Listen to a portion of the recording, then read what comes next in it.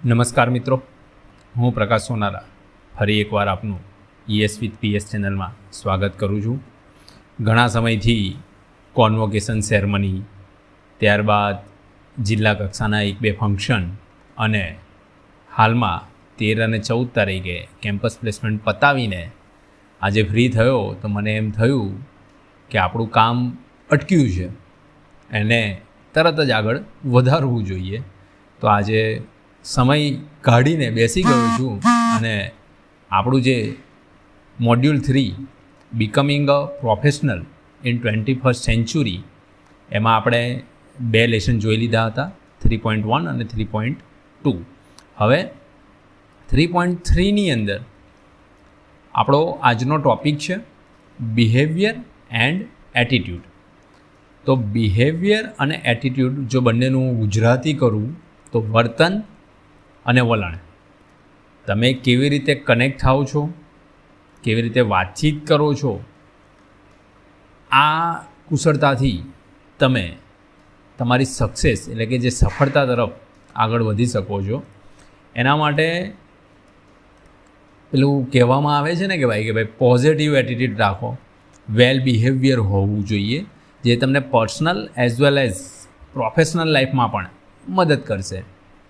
એટલે આ જે મેં કહ્યું કે what is behaviour and attitude, આ તમને શું, what do you mean by behaviour and attitude? તો જે બિહેવિયર સ્કિલ છે એનો મતલબ એવું નથી કે ભાઈ ફક્ત સકારાત્મક વલણ જ હોવું. બરાબર, શાળા, કોલેજો, જીવનમાં આગળ વધારવા માટે આપણે અનેક સાધનો છે આપણી પાસે, પણ તમે કોઈ સાથે સ્પષ્ટ રીતે વાતચીત કરવામાં, અન્ય લોકો સાથે અસરકારક રીતે કાર્ય કરવામાં, અને એમાં પણ જો અડચણો આવતી હોય અને સતત પોતે મોટિવેશનલ મેળવતા રહો પોતાનામાંથી જ, તો તમે તમારી રોજિંદા જીવનમાં અનુભવો લઈને એક લાંબી મંજિલને પાર કરી શકો છો. જો એમાં પહેલું જોઈ લઈએ કે ભાઈ વોટ આર બિહેવિયર સ્કિલ, વર્તણૂકીય કૌશલ્યો શું છે? તો વર્તણૂકીય કૌશલ્ય એટલે કે ભાઈ જેને આપણે સોફ્ટ સ્કિલ અથવા કે પીપલ સ્કિલ પણ કહેવાય છે, એવી ક્ષમતાઓ કે જે તમને અન્ય લોકો સાથે અસરકારક રીતે વાતચીત કરવામાં અને આત્મવિશ્વાસ અને ડિગ્નિટી સાથે વિવિધ પરિસ્થિતિઓને હેન્ડલ કરવામાં મદદ કરે. એટલે આ થયું આપણું બિહેવિયર સ્કિલ. કોઈ ચોક્કસ વર્ગમાં તમે જે ટેકનિકલ કૌશલ્યો શીખો છો, ફોર એક્ઝામ્પલ પર્ટિક્યુલર ટ્રેડમાં, તેનાથી આ વસ્તુ અલગ છે. આ વસ્તુ જે છે એ તમને તમારા જીવનના દરેક ક્ષેત્રમાં લાગુ પડે છે. એટલે કે વર્ગખંડ એટલે કે ક્લાસરૂમથી માંડીને મિત્રતા, ફ્રેન્ડશિપ સુધી, અને ઇવન યોર કેરિયર, ભવિષ્ય અને ફ્યુચર કેરિયર માટે પણ બિહેવિયર કૌશલ્ય ખૂબ જ ઉપયોગી છે. આગળ વધીએ કે ભાઈ એસેન્શિયલ બિહેવિયર સ્કિલ કઈ આવશ્યક વર્તણૂકીય કુશળતા કઈ હોઈ શકે? તો એમાં સૌ પ્રથમ છે કોમ્યુનિકેશન સ્કિલ, જેને આપણે ગુજરાતીમાં વાતચીત કૌશલ્ય પણ કહીએ છીએ, કે બીજાના વિચારોને વ્યક્ત કરવા અને સમજવા માટે નમ્રતાપૂર્વક અને સ્પષ્ટ રીતે બોલવું અને સાંભળવું એ પણ બંને જરૂરી છે. કોમ્યુનિકેશન સ્કિલનો મતલબ એવું નથી કે ફક્ત બોલ્યા જ કરવું. તમે શું બોલો છો એ તો મહત્ત્વનું છે જ, પણ સાથે સાથે તમે કેવી રીતે બોલો છો એ પણ વધારે મહત્ત્વનું છે. એટલે હું પર્સનલી એવું માનું છું કે કોઈ એક વ્યક્તિની પર્સનાલિટી ડેવલપમેન્ટમાં કોમ્યુનિકેશન સ્કિલ એ ખૂબ જ મહત્ત્વનો ફાળો ભજવે છે. સેકન્ડ એસેન્શિયલ બિહેવિયર સ્કિલની વાત કરું તો છે ટીમ વર્ક. કોઈ એક વ્યક્તિ એકલો આમ કશું જ ના કરી શકે. ફોર એક્ઝામ્પલ, મેં 2 દિવસ પહેલાં જ 13 અને 14 ઓક્ટોબરે મારી સંસ્થા ખાતે કેમ્પસ પ્લેસમેન્ટનું આયોજન કર્યું અને એમાં 400+ ઉમેદવારો હાજર હતા. હવે હું એકલો 400+ ઉમેદવારોને હેન્ડલ ના કરી શકું, એટલે ટીમવર્ક કર્યું અમે. ટીમવર્ક એટલે કે મારા જે સાથી મિત્રો છે સ્ટાફના, એમણે મને સાથ સહકાર આપ્યો તો અમે સફળતાપૂર્વક આ કેમ્પસ પ્લેસમેન્ટને પાર પાડી શક્યા. એટલે કે સહિયારા ધ્યેયો પ્રાપ્ત કરવા માટે તમારે અન્ય લોકો સાથે અસરકારક રીતે જોડાવવું પડે, એનો સહયોગ મેળવવો પડે. બાકી તમે એમ કહો કે ના, હું આઈ એમ સમથિંગ, હું એકલો જ કરી લઈશ, તો એ શક્ય નથી. તમારે ટીમવર્કની જરૂર પડે જ. ત્રીજું એસેન્શિયલ બિહેવિયર સ્કિલ છે પ્રોબ્લેમ સોલ્વિંગ, સમસ્યાનું નિરાકરણ. સમસ્યાના નિરાકરણમાં એવું હોઈ શકે કે ભાઈ દબાણ હેઠળ પણ શાંતિથી તમે કેવી રીતે એનું સોલ્યુશન લાવો છો, પ્રેશરાઇઝ સિચ્યુએશનમાં એ સૌથી મહત્ત્વનું પાસું કહી શકાય. પ્રોબ્લેમ સોલ્વિંગ આમ આપણને બહુ ઇઝી લાગે, બીજાનો પ્રોબ્લેમ હોય તો આપણે ફટાક લઈને જવાબ આપી દઈએ કે ભાઈ આમાં શું ડરવાની જરૂર છે, આવું કર. પણ જ્યારે એ જ પ્રોબ્લેમ આપણા જીવનમાં આવતો હોય, આપણી પર્સનલ ઇવન પ્રોફેશનલ લાઈફ બંનેમાં આવતો હોય, ત્યારે આપણે પ્રેશરાઇઝ થઈ જઈએ છીએ. અને પ્રેશર હેઠળ, દબાણ હેઠળ પણ શાંતિથી તમે એનો પ્રોફેશનલ સોલ્યુશન કઈ રીતે લાવો છો એને આપણે પ્રોબ્લેમ સોલ્વિંગ સ્કિલ કહીશું. ત્રીજું એના પછી છે ટાઈમ મેનેજમેન્ટ. સમયનું વ્યવસ્થાપન કરવું ખૂબ જ જરૂરી છે.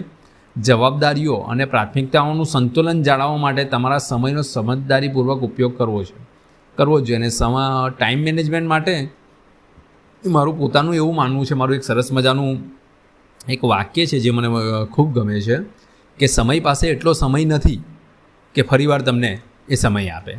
એટલે કે એકવાર જે સમય આવ્યો એ જતો રહ્યો, ફરી આપણને મળવાનો નથી.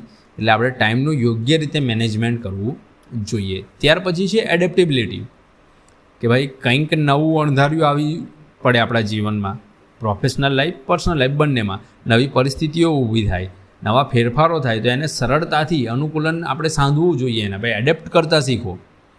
પછી એમ ના કહી દેવાય કે સાહેબ આ નવું છે, મારથી નહીં થાય. કંપનીમાં તમને નવો રોલ ઓફર કરવામાં આવે, તમે અત્યારે as a team member work કરતા હતા અત્યાર સુધી, ત્યારબાદ તમને ટીમ લીડર બનાવી દેવામાં આવે છે અને તમે એમ કહી દો કે ના સાહેબ આ મારાથી નહીં થાય, I am not capable to adapt this. એ વલણ તમારું ન કમ લાગે. એટલે નવી પરિસ્થિતિઓ અને અણધાર્યા ફેરફારો જે ચેન્જીસ આવતા હોય એને આપણે ઇઝીલી અનુકૂલન સાંધતા શીખવું પડશે. અને સૌથી છેલ્લે સેલ્ફ કંટ્રોલ. એવું કહેવામાં આવે છે કે ભાઈ જે મનુષ્ય પોતાના પર કંટ્રોલ કરી જાણતો હોય એ જીવનમાં બધું જ કરી જાણે. તો સેલ્ફ કંટ્રોલ પણ આપણે શીખીશું. બધી પરિસ્થિતિઓમાં તમારી લાગણીઓ અને કાર્યોનું વિચારપૂર્વક સંચાલન કરવું એને આપણે કહીએ સેલ્ફ કંટ્રોલ. એટલે કે અમુકવાર માણસ ફિલિંગ્સમાં વહી જતો હોય અને જ્યારે અમુકવાર માણસ બ્રેનથી કામ કરતો હોય, મગજ, તો ક્યાં મગજ વાપરવાનું છે, ક્યાં લાગણીઓ વાપરવાની છે એ આપણે શીખવું પડશે. ત્યાર પછી કે ભાઈ આ બિહેવિયર સ્કિલ જે છે એને આપણે એક્શનમાં કેવી રીતે મૂકી શકીએ, ભાઈ એનું ઇમ્પ્લિમેન્ટ કેવી રીતે કરી શકાય. તો સિનેરિયો એવો છે કે ભાઈ ગ્રુપ પ્રોજેક્ટ કેવી રીતે કરવો તે અંગે તમે અને તમારા જે ટીમ મેમ્બર્સ છે એ ખૂબ જ અસહમત છો. માનો કે એકબીજા સાથે તમે સહમત નથી, તણાવ વધી રહ્યો છે અને તમે બંને જ જે કંઈ તમારા મેમ્બર્સ છે બધા જ હતાશા અનુભવો છો, બરાબર. આ એક આવું થઈ શકે. સેકન્ડ છે નબળો પ્રતિસાદ તમને મળે, વચ્ચે પડવું, અવાજ ઉઠાવવો, તમે સાચા છો એવો જ આપણે આગ્રહ રાખીએ કે ના ભાઈ તું ખોટો, તું જે કહે છે નથી. તમારો દૃષ્ટિકોણ અલગ અલગ હોય અને આ જે છે એ વસ્તુ એ સંબંધ અને પ્રોજેક્ટ બંનેને નુકસાન પહોંચાડે છે. ત્રીજું છે મજબૂત પ્રતિભાવ, સ્ટ્રોંગ રિસ્પોન્સ, કે ભાઈ કોઈ સામેવાળો પોતાનો દૃષ્ટિકોણ સમજાવે ત્યારે આપણે ધીરજપૂર્વક સાંભળવું જોઈએ. એનો યોગ્ય મુદ્દાઓ હોય તો એનો આપણે સ્વીકાર પણ કરવો જોઈએ, બરાબર. અને જ્યાં સુધી તમને એવું લાગે નહીં કે સામાન્ય મુદ્દો ન મળે ત્યાં સુધી તેને આદરપૂર્વક ચર્ચા કરવાનો ચાન્સ આપવો જોઈએ. દાખલા તરીકે આ ઉદાહરણ જે મેં આપ્યા અત્યારે એ તમને કોમ્યુનિકેશન સ્કિલ, સેલ્ફ કંટ્રોલ અને ટીમ વર્ક આ બધા સાથે મળીને કામ કેવી રીતે કરે તેનું એક આ આપણે એક સિનેરિયો હતો. ત્યાર પછી ડેવલપિંગ અ પોઝિટિવ એટીટ્યૂડ, સકારાત્મક વલણ કેવી રીતે કેળવવું. તો સકારાત્મક વલણનો અર્થ એ થાય કે પરિસ્થિતિનો સામનો આશા, આત્મવિશ્વાસ અને આશાવાદ સાથે કરવો. ભલે વસ્તુઓ મુશ્કેલ કે અનિશ્ચિત લાગે, તમને એમ લાગે કે આ તો સાલું બહુ જ અઘરું છે, તે સમસ્યાઓને એને અવગણના નહીં કરવાની, પરંતુ એના ઉકેલ શોધવાનો પ્રયત્ન કરો. ભાઈ આપણી પાસે કેટલા ઓપ્શન છે એના પર ધ્યાન કેન્દ્રિત કરો કે ભાઈ એના સોલ્યુશન કયા કયા મળી શકે છે. આ માનસિકતા તમને હંમેશા પ્રેરિત કરતી રહેશે, સારા સંબંધો જાળવવા અને તમારા લક્ષ્યો પર ધ્યાન કેન્દ્રિત કરવામાં મદદ કરે પોઝિટિવ એટીટ્યૂડ માટે. એના પર એક વાર્તા છે પોઝિટિવ એટીટ્યૂડ માટેની, બહુ સરસ, જે મને ખૂબ ગમે છે એ હું તમારી સાથે શેર કરીશ. એક 2 મિનિટની જ વાત છે કે ભાઈ એક ગામમાં એક કૂતરો હતો. એ કૂતરાને ભૂખ લાગી એટલે ખોરાકની શોધમાં બાજુના જંગલમાં પહોંચી ગયો અને એક ઝાડ નીચે બેઠો બેઠો થોડા કંઈ હાડકાં પડ્યા હશે એ ખાતો હતો. અને એ ખાતો હતો તો અચાનક એની સામે વાઘ આવી ગયો. તો વાઘ 10-15 ફૂટ હશે દૂર અને એણે જોઈ લીધું. તો કૂતરાને એમ થયું કે હવે આજે તો આપણે મરી જ ગયા. પણ એણે એવું વિચાર્યું કે ભાઈ મરવાનું તો નક્કી જ છે, ચાલો ને કંઈક પોઝિટિવ થિંકિંગ કરીએ, હકારાત્મક વલણ રાખીએ, કદાચ બચી જઈએ. એટલે એણે એવું વિચાર્યું કે વાઘ સામે જોયા વગર એમ જોરથી કહેવા લાગ્યો કે આ સિંહનું માંસ કેટલું સરસ છે, એકાદો વાઘ ખાવા મળી જાય તો મજા આવી જાય. એટલે વાઘ આ સાંભળી ગયો, એટલે એને એવું થયું કે આ કૂતરાએ સિંહને ફાડી ખાધો તો મારી તો શું મજા, એમ કરીને વાઘ જતો રહ્યો.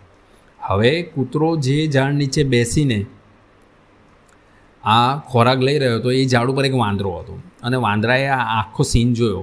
એટલે વાંદરા એ તરત વાઘ પાસે ગયો અને વાઘને કહ્યું કે ભાઈ તું ખરેખર વાઘ છે કે પછી તારી ફોઈએ ફક્ત તારું નામ વાઘ પાડ્યું છે. એટલે વાઘ ક્રોધિત થયો કે ભાઈ કેમ તું આવું બોલે છે, કે પેલો કૂતરો છે એ તને ઉલ્લુ બનાવે છે અને તું બનીને આવી ગયો. કૂતરા તો કંઈ સિંહ ફાડી ખાતા હોય.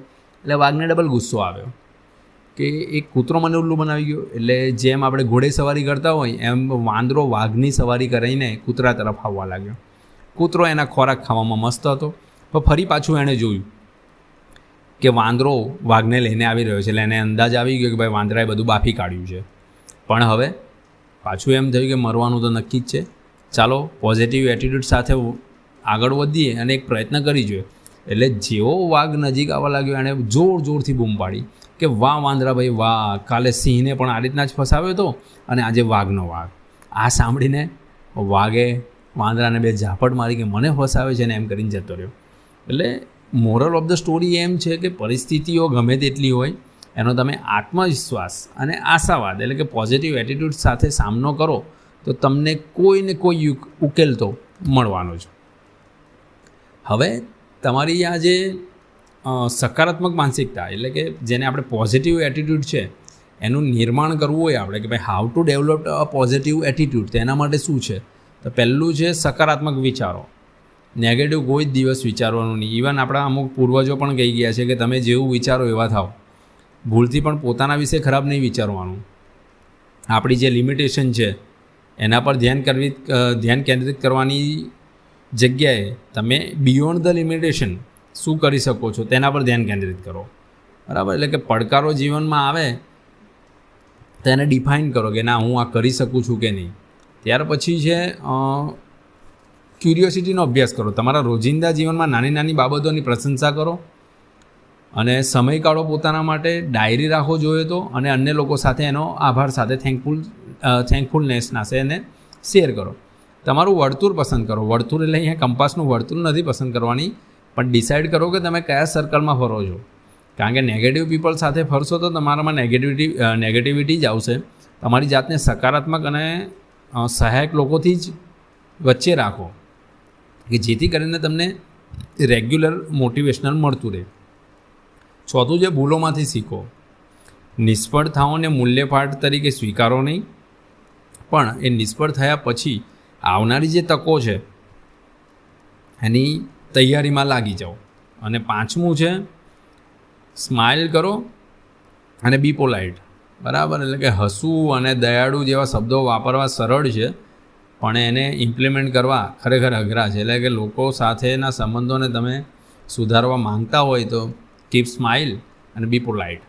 જો વાસ્તવિક જીવનનું આનું એક ઉદાહરણ જોઈએ, જ્યારે તમારી ઉદાહરણ જોવા જઈએ તો જ્યારે તમે પરીક્ષામાં નિષ્ફળ થાવ ત્યારે નિરાશ થવાને બદલે, હાર માની લેવાને બદલે વિચારો કે હું શું ખોટું થયું એ જોઈએ આપણે કે ભાઈ મારા ક્યાં ભૂલ થઈ. જ્યાં ભૂલ થઈ હોય ત્યાં વધારે અભ્યાસ કરો, આગલી વખતે વધુ સારું કરીશ એવું વિચારો. આ માનસિકતા છે એ તમને એક દિવસ જરૂર સફર કરશે. હવે મોટિવેશન આપણે બહુ કર્યું, પણ મોટિવેટ રહેવા એટલે કે પ્રેરિત રહેવા માટેની અમુક સ્ટ્રેટર્જીસ હોય. ફોર એક્ઝામ્પલ કે તમારો સ્પષ્ટ ગોલ સેટ કરો.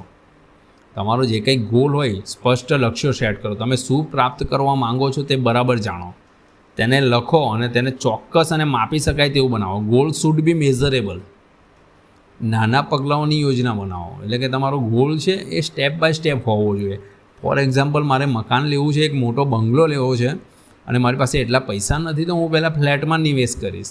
ફ્લેટમાં નિવેશ કર્યા બાદ મને કદાચ આગળ પૈસા મળે તો એ ફ્લેટને વેચીને હું બંગલા તરફ જઈશ. મોટા લક્ષ્યોને નાના વ્યવસ્થિત કાર્યોમાં વિભાજિત કરો. આનાથી પ્રગતિ ભારે થવાને બદલે ધીમે ધીમે પ્રાપ્ત કરી શકાય તેવી લાગશે. પોતાની જાતને સેલિબ્રેટ કરો. માનો કે તમારા લોંગ રૂટ ઉપર તમને નાની નાની સફળતાઓ મળતી ગઈ હોય તો તમે એને ઉજવણી કરો. આ ઉજવણી તમને મોટિવેટ રાખે અને ઉર્જાવાન રાખશે, એટલે કે એનર્જેટિક રાખશે. બી ઇન ડિસિપ્લિન, પ્રેરણા ઓછી થાય ત્યારે પણ આગળ વધતા રહો. એવી ટેવો અને રૂટીન બનાવો કે જે તમને મુશ્કેલીના ક્ષણમાં પણ મદદ કરે.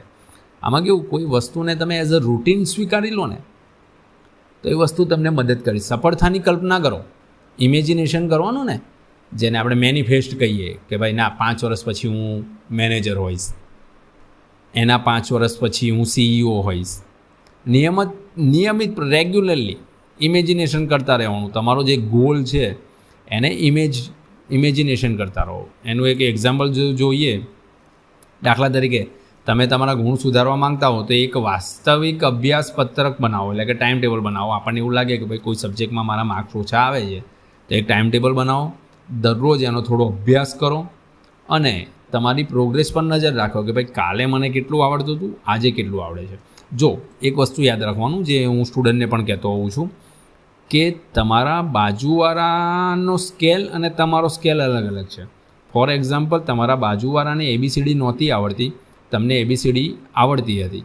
હવે આજે ક્લાસ શિક્ષકે ક્લાસમાં ABCD શીખવાડી તો તમારા નોલેજમાં કેટલો વધારો થયો? 0. જ્યારે જેને ABCD નથી આવડતી એના નોલેજમાં કેટલો વધારો થયો? તો કે ભાઈ 1%. તો ઓવરઓલ ગ્રોથ જોવા ગઈએ તો ભાઈ આજે કોણ શીખ્યું ખરેખર ક્લાસમાં? તો જેને નહોતું આવડતું તે.